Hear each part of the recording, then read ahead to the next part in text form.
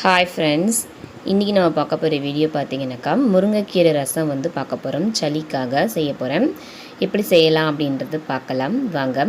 இதுக்கு ஒரு பவுலில் வந்து பார்த்திங்கன்னா நான் வந்து 3 டம்ளர் தண்ணி வந்து எடுத்து வச்சுருக்கேன். ஒரு கைப்பிடி வந்து பார்த்திங்கனாக்கா முருங்கைக்கீரையை வந்து அலசிட்டு இதில் சேர்த்துக்கிறேன். 3 கிளாஸ் டம்ளர் தண்ணி வந்து 2 கிளாஸ் டம்ளராக வந்து வர வரைக்கும் வந்து இதை வந்து நம்ம நல்லா கொதிக்க வச்சுக்கலாம். அடுத்து பார்த்திங்கனாக்கா ஒரு பவுலில் வந்துட்டு மிளகு வந்து ஒரு ஸ்பூன் வந்து சேர்த்துட்டு 1.5 ஸ்பூன் வந்து பார்த்திங்கனாக்கா சீரகம் வந்துட்டு சேர்த்துக்கலாம். இப்போ இது நல்லா பார்த்திங்கனாக்கா நம்ம தட்டி எடுத்துக்கலாம். உங்களுக்கு வேணும்னா தனியா சேர்த்துக்கோங்க. நான் வந்து தனியா சேர்க்கலை. அடுத்து வந்து பார்த்திங்கன்னா கருவேப்பிலை வந்து 2 சேர்த்து தட்டி எடுத்துக்கலாம்.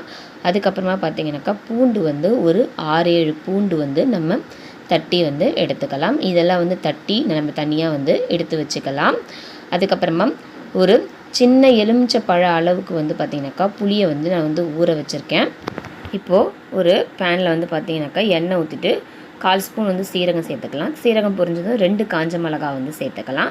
காஞ்ச மிளகா பொரிஞ்சதும் நம்ம தட்டி வச்சுருந்தோம் இல்லையா, மிளகு சீரகம் அது எல்லாமே சேர்த்துட்டு தட்டி வச்சுருந்த பூண்டு அப்புறம் வந்து கருவேப்பிலை இது எல்லாமே சேர்த்துட்டு நல்லா வந்து பார்த்திங்கனாக்கா வதக்கிக்கலாம்.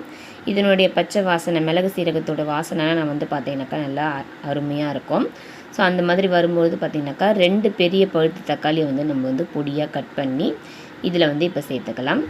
தக்காளியை வந்து பார்த்திங்கனாக்கா நல்லா வந்து வதக்கி விட்டுக்கலாம். தக்காளி வதங்கிறதுக்காக கொஞ்சமாக பார்த்திங்கனாக்கா உப்பு சேர்த்துக்கலாம். உப்பு சேர்த்துட்டு வதங்கும் போது தக்காளி வந்து நல்லா வதங்கிடும். ஸோ இப்போ வந்து பார்த்திங்கன்னா தக்காளி வந்து நல்லா வதங்கிடுச்சு. கரைச்சி வச்சுருந்தோம் இல்லையா ஒரு லெமன் சைஸ் புளி வந்து இதில் வந்து நம்ம வந்து கரைச்சி வந்து சேர்த்துருக்கலாம். இது வந்து பார்த்திங்கனாக்கா கொதிக்கட்டும்.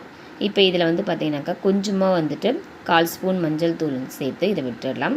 அடுத்து வந்து பார்த்திங்கன்னா முருங்கைக்கீரை வந்து தண்ணி வந்து நல்லா ரெடி ஆகிடுச்சு. ஸோ இப்போ நல்லா இதை வந்து நம்ம வந்து கலக்கி விட்டுட்டு நம்ம முருங்கைக்கீரை ரசத்தில் வந்து இப்போ வந்து இதை சேர்த்துடலாம். அவ்வளோதான் ஃப்ரெண்ட்ஸ், ரெடி ஆகிடுச்சு. ஸோ இப்போ இது வந்து கொதி வரணும். கொதி வரும்போது பார்த்திங்கன்னா நம்ம வந்து கொத்தமல்லி வந்து சேர்த்துக்கலாம். கொத்தமல்லி சேர்த்துட்டு ஸ்டவ் ஆஃப் பண்ணிட வேண்டியது தான். சளிக்கெல்லாம் வந்து பார்த்திங்கனாக்கா இந்த ரசம் வந்து ரொம்ப நல்லது. குழந்தைங்களுக்கு வந்து பார்த்திங்கனாக்கா சரியாக சாப்பிடாமல் இருந்தாங்கன்னா கூட முருங்கைக்கீரை ரசம் வச்சு கொடுத்தா நல்லா சாப்பிடுவாங்க. ஏன்னா முருங்கைக்கீரை வந்து பார்த்திங்கனாக்கா நல்லா வந்து வயிற்றை வந்து சுத்தம் பண்ணும், நல்லா பசி எடுக்கவும் வைக்கும். கடைசியாக தேவையான அளவுக்கு உப்பு சேர்த்துக்குங்க. இந்த வீடியோ பிடிச்சிருந்ததுன்னா உங்கள் ஃபேமிலி அண்ட் ஃப்ரெண்ட்ஸுக்கு ஷேர் பண்ணிக்கோங்க. நம்ம சேனலை சப்ஸ்கிரைப் பண்ணிக்கோங்க.